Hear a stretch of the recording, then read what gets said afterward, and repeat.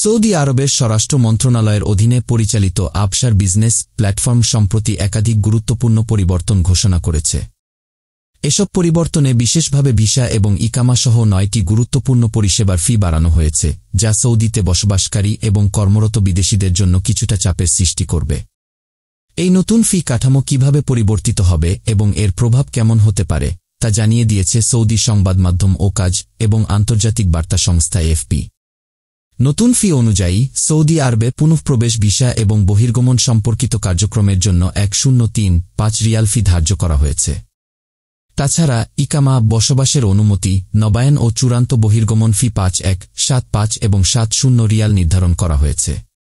নতুন ইকামা ইস্যু করার জন্য 5175 রিয়াল ফি প্রযোজ্য হবে।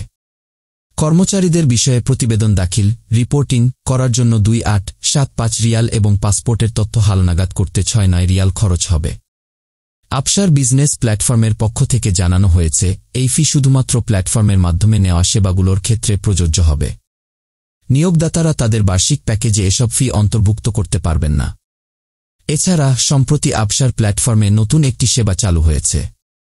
সৌদিতে ভ্রমণ ভিসায় আসার পর কেউ যদি পলাতক হন বা হারিয়ে যান, তখন নিয়োগদাতা, হোস্ট, ওই ব্যক্তির বিষয়ে রিপোর্ট করতে পারবেন।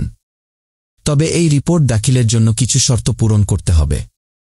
যেমন, যে ব্যক্তির বিষয়ে প্রতিবেদন দাখিল করা হচ্ছে তাকে সৌদিতে ব্যক্তিগত বা পারিবারিক ভিসায় ভ্রমণ করতে হবে এবং ভিসার মেয়াদ শেষ হওয়ার 7 দিনের মধ্যে প্রতিবেদন জমা দিতে হবে।